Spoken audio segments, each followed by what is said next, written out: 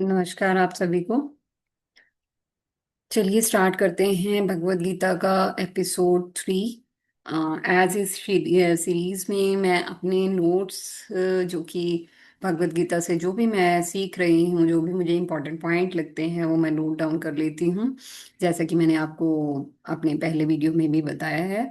तो इस मतलब श्रृंखला के माध्यम से मैं सिर्फ अपनी अंडरस्टैंडिंग के बेसिस पे जो भी मैं सीख रही हूँ भगवत गीता से वो आपके साथ शेयर करना चाहती हूँ अपनी इजी लैंग्वेज में। क्योंकि समटाइम मेरे जैसे जो लोग हैं जो इतना संस्कृत को बोल नहीं पाते या उस लेवल की शुद्ध हिंदी भी कई बार नहीं अंडरस्टैंड कर पाते, तो मे बी ये उन लोगों को हेल्प करे। तो चलिए, आज का पहला पॉइंट है जो जो मैंने नोट डाउन किया था, वो अध्याय 1 से ही है, पहले अध्याय से ही है, और ये आज की जो डिस्कशन है ये बेहद ही इम्पोर्टेंट है। तो उसमें कहा गया है कि आपके जीवन में गीता जब भी आएगी, आपदाओं, युद्ध, संघर्ष, रक्तधार के साथ आएगी। इन सब से आपको डर लगता है तो गीता आपके लिए नहीं है। इसका तात्पर्य सिंपली उसी चीज से है कि यदि आप अपनी लाइफ में इसी असमंजस से जूझ रहे हैं जहां पर आप धर्म संकट, धर्म युद्ध, सही गलत की लड़ाई के बीच में फंसे हुए हैं, तो उस समय गीता की एंट्री आपकी लाइफ में होती है। क्योंकि गीता क्या है, एक धर्म युद्ध से जो भी धर्म युद्ध की जो शंका होती है उससे निकलने का जरिया गीता है। तो नेक्स्ट पॉइंट है कि गीता उसके लिए है जिसे ये समझ नहीं आ रहा हो कि मर जाना ज्यादा बुरा है या मार देना। ये एग्जैक्टली अर्जुन को रिप्रेजेंट किया गया है, अर्जुन की दशा को, क्योंकि अर्जुन के सामने भी उनके अपने ही लोग थे। तो उन्हें मार देना ज्यादा सही था या फिर युद्ध में खुद ही मर जाना। तो ये एक असमंजस, ये बहुत बड़ी दुविधा कि जिनको हम मार रहे हैं वो भी अपने हैं, और खुद भी मृत्यु को प्राप्त हो जाना वो भी एक धर्म संकट है। तो ये इस तरीके की जो उलझन है, इस तरीके की जो समस्या है, ये जब सामने आती है तो उस उन सभी के लिए गीता है। तो इसका अगला पॉइंट है झूठ, जो है ही नहीं। झूठ एक्चुअल में क्या होता है? जिसकी कोई एग्जिस्टेंस ही नहीं होती, मतलब वो होता ही नहीं है। तो झूठ केवल सच के सानिध्य में खड़ा रहता है। मतलब आप समझिए इस पॉइंट को, ये बहुत गहरी बात है कि झूठ अपने आप में कुछ है ही नहीं। यानी कि अगर सिंपली हम समझें कि अगर यदि कोई व्यक्ति कोई भी ऐसी बात बोल रहा है जो कि है ही नहीं, तो इसका मतलब है झूठ बोल रहा है। तो वो किस किसके फ्रेम में, यानी किसके सानिध्य में वो एग्जिस्ट कर सकता है? Only truth. यानी कि उस बात में कहीं ना कहीं कुछ सच्चाई है, उस सच्चाई के पीछे का जो महत्व है, यानी कि जो मुद्दा है उसको एक अलग तरीके से रिप्रेजेंट करने के लिए जिन शब्दों, जिस एक अदर फैक्ट को यूज किया जाता है जिसकी कोई एग्जिस्टेंस होती ही नहीं, तो वो है आपका झूठ। तो अब यहाँ पे एक पॉइंट कहा गया था कि महाभारत के जिम्मेदार वे लोग थे जिनका झूठ आंशिक है। आंशिक मीन्स यानी कि उसमें थोड़ा सच भी था और थोड़ा झूठ भी था, यानी कि ये दोनों का कॉम्बिनेशन था। कुछ चीजें सच थी, कुछ चीजें झूठ थी। तो उन दोनों को मिलने के कारण क्या हुआ कि इतना बड़ा महाभारत का युद्ध हुआ। आगे खुले झूठ से ज्यादा खतरनाक है आपका आंशिक सच। क्योंकि खुला झूठ, ये क्लियर हो गया कि खुला झूठ है तो उसकी एग्जिस्टेंस कतई नहीं है, मतलब उसकी एग्जिस्टेंस है ही नहीं किसी भी लेवल पर। लेकिन यदि कहीं आंशिक सच है, थोड़ा सा सच है, तो वहां पर झूठ की गुंजाइश बन जाती है। तो वहां पर झूठ के पनपने की जो स्थिति है वो आ सकती है। तो यानी कि अगर हम आंशिक सच बोल रहे हैं, यानी कि थोड़ा सच बोल रहे हैं, तो वहां पर क्या होगा, आपके झूठ की दीर्घायु बढ़ जाएगी या बना देगा। वो कैसे? क्योंकि सच तो अपने आप में दीर्घायु है, सच की तो एग्जिस्टेंस है ही, उसको तो आप नकार ही नहीं सकते। लेकिन अगर आपका सच आंशिक है, यानी कि उसके उसके साथ साथ थोड़ा झूठ भी मिला हुआ है, तो वो साथ साथ जो जो झूठ जो सच के साथ जुड़ा होगा उसकी भी दीर्घायु हो जाएगी, यानी कि वो भी अपनी एग्जिस्टेंस बना लेगा। अतः यदि लड़ाई करते हैं तो दुर्योधन के तल पर उतर आए।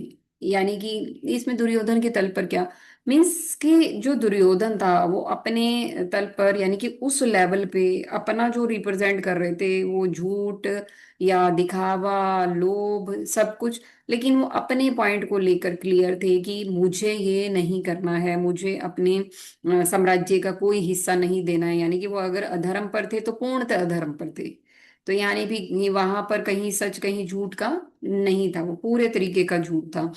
तो यहाँ पे एक और पॉइंट जो कि श्लोक के माध्यम से श्री कृष्ण जी ने क्लियर किया था कि लड़ाई एक कर्म है पर उसके पीछे के कर्ता को देखो। अब इसमें ये चीज रिप्रेजेंट किसे कर रही है, या श्री कृष्ण यहाँ पे समझाना किसे चाह रहे थे?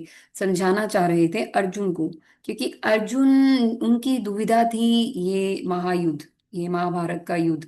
तो वो करना नहीं चाह रहे थे, तो तब उन्हें समझाने के लिए जो चीज कही गई थी कि आप उस कर्म को मत देखिए, उसके पीछे के कर्ता को देखिए, कर्ता की मंशा को देखिए। कर्ता को देखेंगे तब आपको उस कर्म की ग्रेविटी यानी उस कर्म का तल समझ आएगा।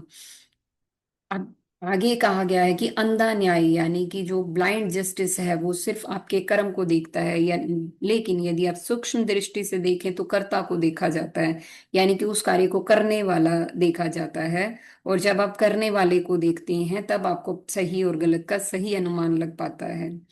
आगे अर्जुन की तरफ से ये कहा गया कि हमें इस पाप से निर्वृत्त होने का विचार क्यों नहीं करना चाहिए। ये बात अर्जुन श्री कृष्ण से पूछते हैं कि ये जो युद्ध है, यदि हम युद्ध में अपनों को ही मार देते हैं तो ये एक प्रकार का पाप है।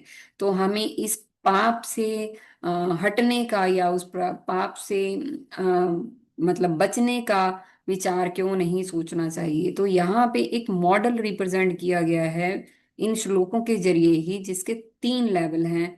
उसकी और क्लैरिटी के लिए इसमें एक दो शब्द और भी ऐड किए गए हैं, बट बेसिकली यहाँ पर 3 ही लेवल हैं: आत्मा, वृत्ति यानी कि आपका अहम, और तीसरा है संसार। तो उसको और मतलब और रिफाइन वे में रिप्रेजेंट किया गया है। आत्मा यानी कि शुद्धता, वृत्ति आपके अहम को ही रिप्रेजेंट कर रही है, और वृत्ति का जो यानी कि एक तरीके से मदद करता है, उसका सपोर्ट करता है, वो है आपके विचार। और फाइनली आपका संसार, प्रकृति या फिर माया जाल, आप इसको किसी भी वर्ड से रिप्रेजेंट कर सकते हैं।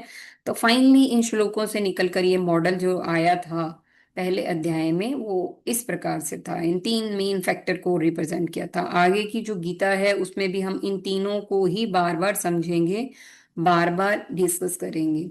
तो आगे क्या है, विचार का एक टुकड़ा तर्क है। जो आर्ग्यूमेंट्स हम देते हैं वो विचार यानी कि आपके थॉट का ही एक मतलब पार्ट होता है, उसको ऐसा हम कहेंगे। यानी कि आप कभी भी सोचिएगा, जब भी आप किसी भी चीज पे का थॉट अपने अंदर ला रहे हैं तो उस थॉट से रिलेटेड बहुत सारे आर्ग्यूमेंट्स आप अपने अंदर पाएंगे। आप खुद ही उस तर्क को पाएंगे जो आपके विचार से जुड़ा होगा। आगे देखिए, ये जो अगला तल कभी पिछले से जीत नहीं सकता। यानी कि आगे आगे अब देखिए, आत्मा से आगे आपका अहंकार, अहंकार, विचार, संसार, ये एक पूरा फ्लो बनाया हुआ है। तो इस फ्लो में जो आगे का तल है यानी पीछे, यानी कि परमात्मा, मतलब परमात्मा का जो हिस्सा है हमारी आत्मा, जो तो जो वृत्ति है, जो अहम है, कभी भी आत्मा से नहीं जीत सकता। ऐसे ही जो आपका माया जाल है वो आपके अहम से नहीं जीत सकता। तो ये एक पूरा मॉडल प्रिपेयर किया गया है। और यानी कि जो आपका एक टाइप से जो ये फ्लो चल रहा है आगे की तरफ, इसमें क्या है, आप पीछे की तरफ अगर देखना हो तो आप विचार के जरिए आत्मा की तरफ देख सकते हैं, आप पीछे मुड़ के देख सकते हैं। विचार हमेशा वृत्ति के प्रयोजनों को पूरा करने के लिए आता है। वृत्ति क्या है, आपका अहम, यानी कि आपकी ईगो, ईगो को सेटिस्फाई करने के लिए आपके जो थॉट्स होते हैं हमेशा अग्रसर रहते हैं। आप कभी भी देखिएगा कि कभी आप किसी भी पर्सन से रिलेटेड अगर कोई कोई मतलब आपका जो ईगो है किसी किसी पर्सन या किसी विषय के बारे में कुछ कर्म करना चाह रहा है या कुछ सोच रहा है, तो उसी समय उससे रिलेटेड बहुत सारे थॉट आपके सामने आ जाते हैं। तो यानी कि है वृत्ति के प्रयोजनों को पूरा करने के लिए, यानी कि जो अहम चाहता है उसे कंप्लीट करने के लिए उसी टाइप के विचार आपके सामने आते रहते हैं। आप इस चीज का अनुमान आपके दिनचर्या से भी लगा सकते हैं कि आपका ईगो जिस चीज को करना चाह रहा है, यानी कि जिस चीज से उसे अच्छा लग रहा है, तो उसी तरीके के विचार वो आपके सामने बार बार लाता रहता है। तो ये थी आज की शेयरिंग इस एपिसोड में। मतलब जैसे कि मैं हर शेयरिंग में एक एक पेज के नोट्स को शेयर करती हूँ, तो आज की शेयरिंग में इतना ही। अगले वीडियो में अगले एपिसोड के साथ और अगली शेयरिंग के साथ आपसे फिर मिलेंगे। तब तक के लिए आप ये तीन चीजों को याद रखिएगा: आत्मा, अहम और संसार। इन तीनों का वर्णन बार बार गीता में हो रहा है, और इन तीनों के जरिए ही हम अपने जो लाइफ की जो कहते हैं ना, कि आपके जीवन का जो संपूर्ण ज्ञान है, वो इन तीनों शब्दों के द्वारा हम गीता से ग्रहण करेंगे। तो चलिए मिलते हैं अगले वीडियो में, तब तक के लिए धन्यवाद।